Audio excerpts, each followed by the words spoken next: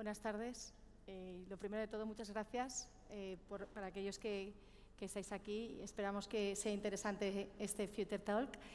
Y bueno, pues me presento. Yo soy Marta Isarría, soy socia de consultoría de Human Capital de Deloitte y estoy especializada en vuestro sector, en tecnología y en telco. Y bueno, la verdad es que llevo muchos años trabajando en Deloitte en este área y estoy dirigiendo toda la parte de transformación digital y transformación organizacional dentro de la compañía, o sea que estoy encantada de estar hoy aquí. Y me acompañan dos jóvenes, Víctor y María. Ambos dos están iniciando sus carreras profesionales y bueno, pues creíamos que era también un buen tema para comentar hoy, pues porque estamos viendo mucha tendencia ahora mismo en lo que es la atracción y la retención del talento, ¿no? en este proceso de transformación y en un entorno cambiante.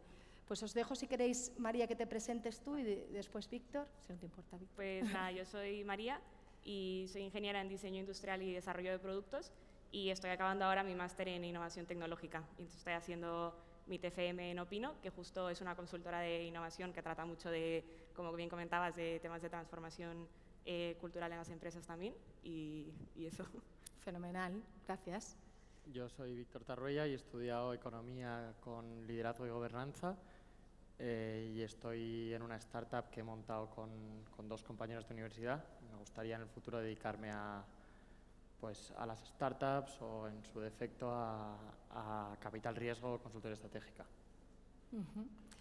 Pues la verdad es que nuestro tema de hoy va muy enfocado al futuro del trabajo, porque lo que estamos viendo, y ahora lo comentaremos en una charla que vamos a tener, es que las empresas, y sobre todo en nuestro sector, ¿no?, empiezan a focalizarse mucho en el talento porque necesitamos llevar a cabo y conseguir nuestra estrategia. Y estamos viendo que hay muchos retos, supongo que algunos de vosotros coincidiréis ahora mismo en el mercado sobre el talento que está disponible con las skills críticas. Y es que tenemos más oferta que demanda. Es decir, estamos viendo que es muy difícil captar talento con skills críticas, sobre todo en puestos STEM. E incluso os voy a dar un dato. Se prevé que en 2025 haya más de 1 millón de vacantes de puestos STEM que no se van a poder cubrir. Es decir, estamos hablando de un volumen muy elevado de puestos que no se van a poder cubrir en este sector. Aparte de lo que decíamos, de una escasez de talento, también estamos viendo que hay una tendencia que los propios candidatos se interrumpan los procesos de selección porque las propuestas de valor de las empresas, lo que estamos ofreciendo a aquellos empleados o candidatos que quieren trabajar con nosotros, no es lo suficientemente atractivo. Es decir, no les estamos dando aquello que es suficientemente atractivo para ellos, ¿no? Entonces, tenemos escasez de talento por un lado, por otro lado tenemos que lo que estamos ofreciendo quizá no es lo suficientemente atractivo y además no estamos aprovechando el potencial de nuestra gente, ¿no? Por lo tanto, tenemos problemas en la retención y también la vinculación y la atracción del talento. Temas muy importantes que creo que están en la agenda de todos nosotros hoy en día, ¿no? Y por eso hemos traído a dos jóvenes que están empezando su carrera profesional y queremos saber, ¿no?, por qué eligen una empresa, por qué no eligen otra, qué les hace permanecer en una empresa o qué les gustaría que les ofreciera una empresa para elegirla y no otra, ¿no? Si os parece, María, empiezo contigo. Vale. Prometo no hacer preguntas difíciles, ¿vale? ¿Cuáles son los aspectos clave, en tu opinión, que tiene que tener una organización para que tú, que quieras formar parte de ella? Yo creo que, sobre todo, ¿no?, para mí lo más importante es que ese propósito personal que tenga yo de desarrollo profesional esté alineado con lo que esa compañía me pueda ofrecer, ¿no?, en ese proyecto en concreto, porque a manera que trabajas con un objetivo común que está alineado, pienso que todo va más fluido y que realmente es lo que te motiva, ¿no?, para desarrollarte profesionalmente en esa compañía. Sí, la verdad es que es importante tener toda la información posible. Víctor, ¿qué modelo de liderazgo es el que te hace sentir más implicado con un proyecto, con una empresa? ¿Qué buscas en un líder? La pregunta sería, ¿qué buscas en un líder? Para mí lo más importante es que te sepa involucrar en todos los aspectos del proyecto para comprender bien el impacto que va a tener el proyecto y el impacto que tiene el trabajo al que te vas a dedicar tú, sin mandarte solo una área y que estés solo con eso y que sea una entrega, sino entender el proyecto y trabajar en equipo para aprender de la otra gente que está haciendo las otras fases del proyecto y para entender de verdad el impacto que va a tener tu proyecto. Sí, de hecho, es muy relevante lo que dices, Víctor, porque no hay nada como entender cómo tu trabajo impacta en el propósito de tu empresa, ¿no? Ya no solamente en el objetivo de tu proyecto, sino el propósito de tu empresa. Y en la medida en que tú sepas cómo contribuyes en tu día a día con ese propósito, es muchísimo más fácil y creo más motivador también para la propia ejecución del trabajo. Más, es más fácil implicarse. Totalmente. Fenomenal. Pues María, seguimos contigo, si te parece. Antes de presentarte a una vacante, yo supongo que vas a decir que sí, pero para que nos digas más información, ¿investigas, tienes en cuenta un poco la reputación de la compañía, cuál es su propósito social? Es decir, ¿qué factores tienes en cuenta en esa investigación para pues, presentarte o no? Sí, sí, como bien comentas, yo creo que es fundamental, ¿no?, ver esa parte de reputación, esa parte de parte medioambiental y social también. Y a mí me gusta mucho también buscar los valores de la empresa, ¿no?, para ver realmente, a mí eso me da muchas pistas de cómo luego va a ser la dinámica dentro de la empresa, cómo es su manera de trabajar, y me gusta ver mucho eso también para ver si realmente esos valores van acorde con lo que yo busco profesionalmente y si eso me va a permitir, como bien también comentaba Víctor, ¿no?, ese espacio, ese entorno de trabajo que buscamos. Sí, siempre se habla mucho, ¿no?, de por qué yo creo que es una de las cosas que se habla, ¿no?, de por qué las personas cogen un trabajo o no, o por qué las personas dejan un trabajo, ¿no? Y hay un factor importante, y es que muchas veces la cultura y los valores es un factor muy importante de atracción y de retención mismamente, ¿no? En la medida que estés alineado con los valores de la empresa, con lo que te ofrece la empresa a nivel cultural también, es un factor determinante de atracción. Y uno de los factores que muchas veces escuchamos, ¿no?, de cuál es el factor que a lo mejor nos lleva tanto a dejar una empresa, es la falta, ¿no?, de ese liderazgo que te enseñe pues esos valores, esa cultura, ¿no?, que sea ese role model de esa cultura y esos valores que tú bien comentas, ¿no? Te hago la misma pregunta, Víctor. ¿Qué investigas? ¿Qué tienes en cuenta?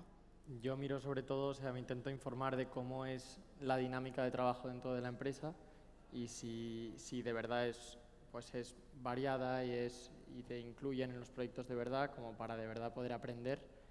Y además busco, lo más importante es el ambiente que hay en la empresa, la gente con la que vas a trabajar y un poco el escenario en el que vas a tener que aprender tanto. Pues para mí eso es lo más importante, no el tamaño o la facturación o lo que sea, sino cómo hacen las cosas y con quién voy a estar trabajando. Fíjate, y eso en un modelo híbrido que se está hablando tanto de los modelos híbridos de trabajo, cada vez es más difícil, ¿no?, el ambiente de trabajo, porque bueno, pues trabajas desde casa, trabajas en la oficina, sobre todo para los jóvenes que empiezan, muchas veces es más difícil esa conectividad, ¿no?, esa conexión que puedes establecer presencialmente en la empresa, ¿no? Por otro lado, también hay una demanda por parte de los jóvenes que es la flexibilidad, ¿no?, que es una de las características que se escucha, ¿no?, en la atracción del talento, ¿no? Entonces, es cómo manejar esa balanza, ¿no?, de poder combinar el modelo híbrido y la flexibilidad que se exige o que se pide y, como tú bien dices, pues el ambiente de trabajo que sea colaborativo, que te permita conocer a las personas, que te permita trabajar en equipo sobre un proyecto común, ¿no? Ahí está el reto, ¿eh? Uno de los tantos, ¿no?, en la gestión del talento. Fenomenal. Pues seguimos contigo, Víctor.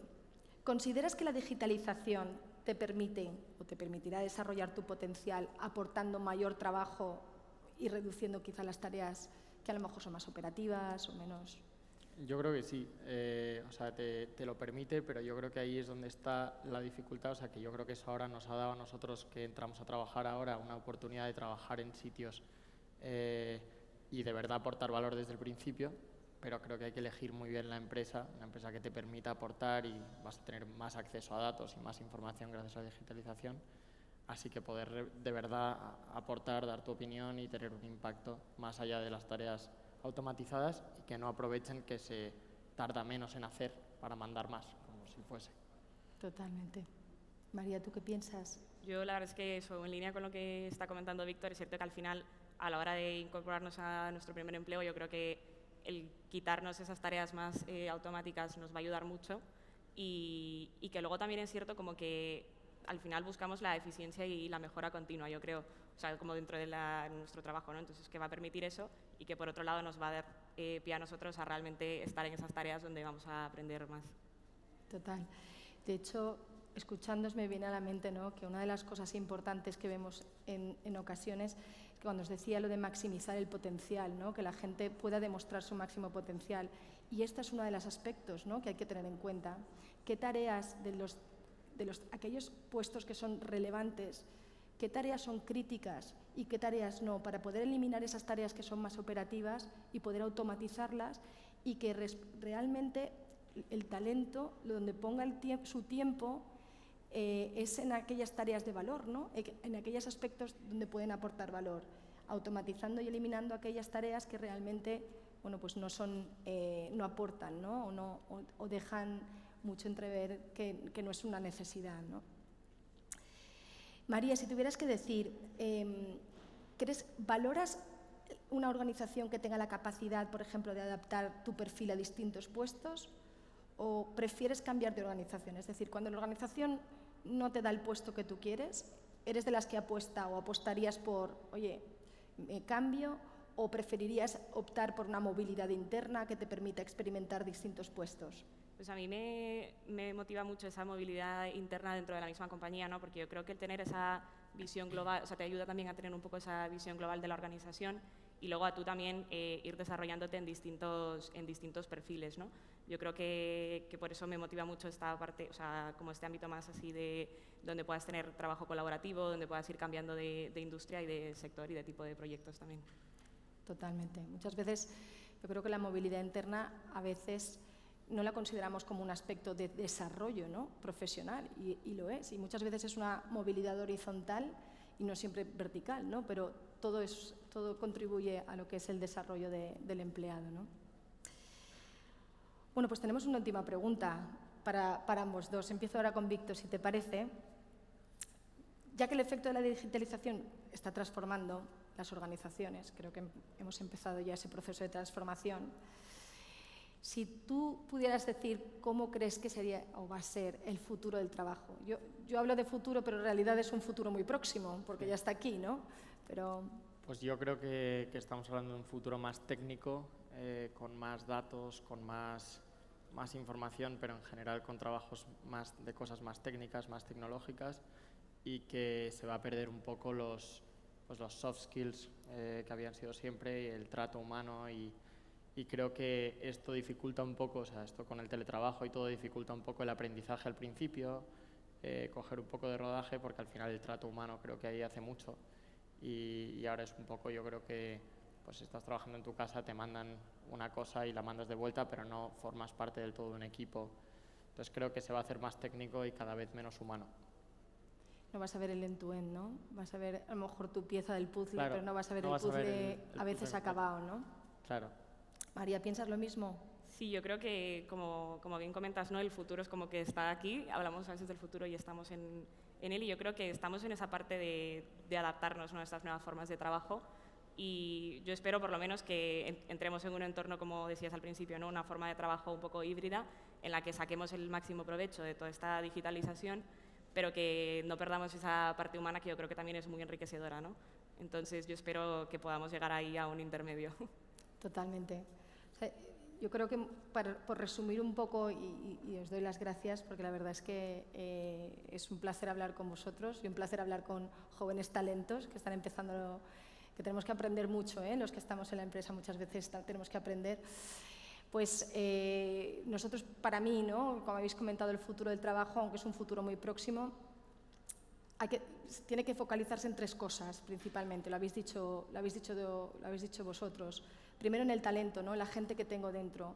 ¿Para qué? Pues porque necesitan tener, pues eso, propuestas de valor lo suficientemente atractivas para que quieran continuar trabajando con nosotros, porque necesitan también formarse en aquellos aspectos, en aquellas capacidades que van a ser críticas para el futuro. Es que les tenemos que dar esa oportunidad, les tenemos que dar la oportunidad de tener esa movilidad interna para que no se nos vayan a otro lado, ¿no?, porque puedan ir cambiando y tengan esa flexibilidad de carreras, ¿no? O sea, por una parte, como decíamos, centrarnos en el talento. Por otra parte, centrarnos en los trabajos, y lo hemos hablado antes. esos trabajos, mirar esos puestos críticos, qué tareas son eliminables, automatizables, y lo que podemos hacer es prescindir de ellas o automatizarlas para que el porcentaje del tiempo que dedicamos en nuestro día a día sea en cosas de valor, ¿no? Que aportemos valor, que sentamos, como decíamos, que conectamos nuestro trabajo con el propósito en aspectos de valor. Y el tercer aspecto es el tema de, como decíamos, de esos modelos de trabajo, el dónde y cuándo trabajo, ¿no?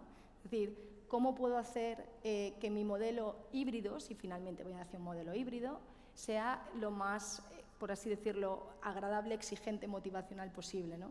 Por lo tanto, yo hablaría de 3 cosas para cerrar, que es, nos tenemos que focalizar en nuestro talento, saber lo que quiere, intentar dárselo. Tenemos que focalizarnos en aquellos trabajos que son críticos para nosotros y, por lo tanto, pensar cómo podemos añadir valor a esos trabajos. Y, finalmente, tenemos que centrarnos en poder flexibilizar con sentido común y criterio los modelos de trabajo, ¿no? El dónde y cuándo se trabaja. Pues muchísimas gracias a los dos. Y nada, y creo que ya hemos terminado. Damos paso. Gracias por todo. Gracias.